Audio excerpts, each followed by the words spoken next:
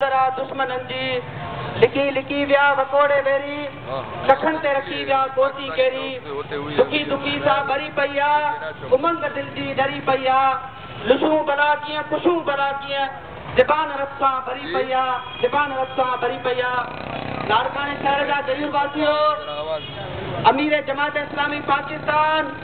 सैयद मुनव्वर हसन साहब की अपील से पूरे मुल्क दिया ये लाड़काने शहर जो गैरतमंद मुसलमान अज जनाबाग चौक से मौजूद है मुझे अजीज दोस्तों भाइरों बुजुर्गों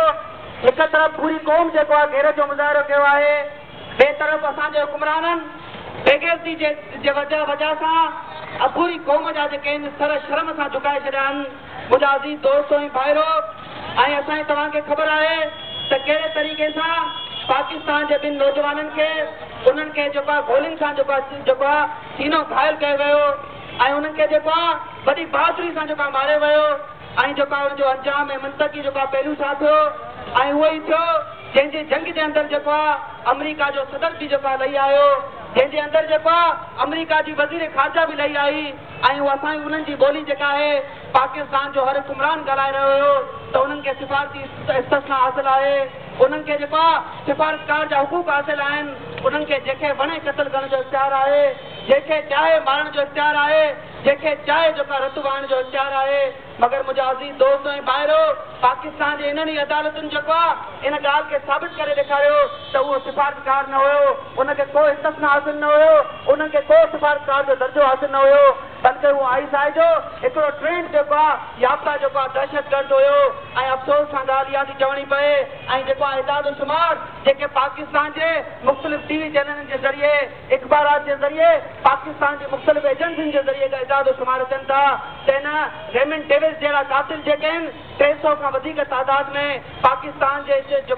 कुंड कुर्श जे अंदरि चपे चपे ते मौजूद आहिनि जेके चाहिनि त लखे फ़हीम खे मारे सघनि था जेके चाहिनि त लखे इबादुर रहमान के मारे सघनि था ऐं मुंहिंजा अज़ीज़ दोस्त ऐं भाइरो को उन्हनि खे चवण वारो कान्हे को पुछण वारो कान्हे को हदबंदी मुक़ररु करण वारो कान्हे को हा जेकॾहिं अदालत हदबंदी मुक़ररु करणु चाहे थी त सिफारतकारी जे ज़रिए मुख़्तलिफ़ एजेंसियुनि जे ज़रिए हुकूमती दबाव जे ज़रिए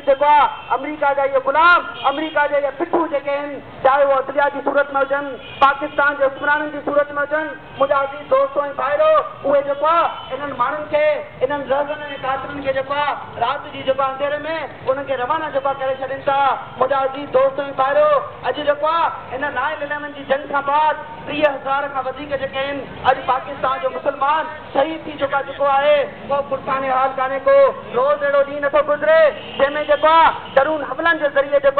माण्हुनि खे तहस नहस नथो कयो वञे को अहिड़ो ॾींहुं आहे जंहिं ॾींहुं इहा ख़बर न पए त कंहिं मस्जिद जे अंदरि बम धमाको न थियो आहे को अहिड़ो ॾींहुं आहे जंहिं ॾींहुं इहा ख़बर न पए त पाकिस्तान जे नौजवाननि जो अॼु उन्हनि खे तह कयो थो वञे उनजे